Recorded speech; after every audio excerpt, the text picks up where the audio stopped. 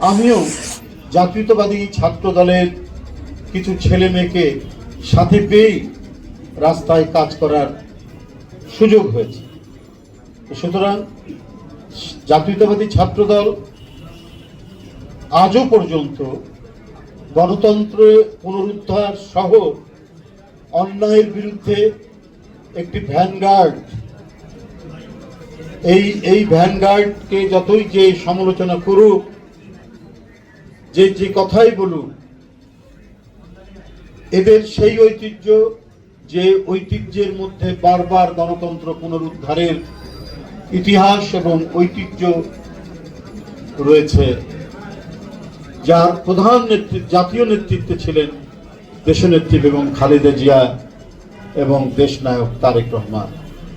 বন্ধুরা আমার, সেই পতাকাবাহী সংগঠন জাতীয়তাবাদী ছাত্রদল, আমরা যারা আজকে জাতীয় রাজনীতিতে কথা বলি, আমাদেরও প্রথম পরিচয়, প্রথম পাঠশালা হচ্ছে ছাত্রদল, যার মাধ্যমে রাষ্ট্রের শত্রু মিত্রকে, সমাজের শত্রু মিত্রকে কোন পথ এবং পদ্ধতি অবলম্বন করলে একটি রাষ্ট্র সমাজ গড়ে উঠবে, সেটি আমাদের প্রথম পরিচয় ঘটায় জাতীয়তাবাদী ছাত্রদল। অর্থাৎ রাজনীতির যে আলোক, সেই আলোক আমরা পেয়েছি এই ছাত্রদলের। অর্থাৎ যখন আমাদের কৈশোর এবং তারুণ্যের এই ক্রান্তিকালে, এই সময় আমরা জীবন এবং জগৎ সম্পর্কে উপলব্ধি করার সুযোগ হয়েছে জাতীয়তাবাদী ছাত্রদল নামক একটি সংগঠনের সাথে অন্তর্ভুক্ত হয়ে।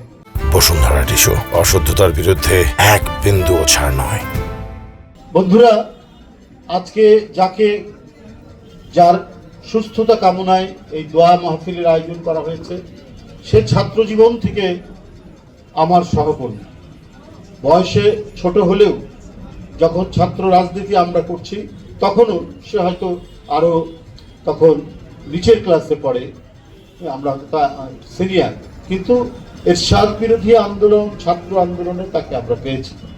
অত্যন্ত বিনয়ী এবং মৃদুভাষী রফিকুল আলম বকুল FH হলের যেদিন প্যানেল পরিচিতি হয়, সেদিনও সে খুব মৃদু ভাষায় কথা বলতো, বক্তৃতা করতো জোরালো ভাষায়।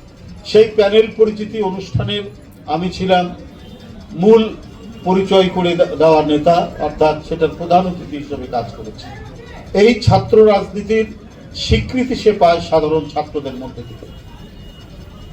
FH হলের VP আশফাক এবং বকুল যখন নির্বাচিত হয়, সেই প্যানেল পরিচিতি করিয়েছিলাম আমি, এবং যেটি পথ বেয়ে আজকে রফিকুল আলম বকুল বিএনপির ছাত্র বিষয়ক সম্পাদক এবং আশফাক ঢাকা জেলার প্রেসিডেন্ট।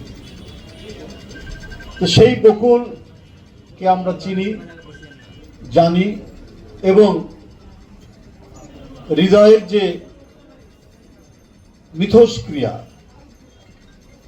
এই ইন্টারাকশন তখন থেকেই আমি দেখে আসছি। আজকে বাংলাদেশের তরুণ সমাজের প্রতিনিধিত্বকারী একটি শক্তিশালী সংগঠনকে সে অভিভাবকত্ব দান করছে। সে তাদেরকে নিয়ে তাদের কর্মকাণ্ড, বিভিন্ন বিষয়ে সে তার পরামর্শ দিয়ে যাচ্ছে।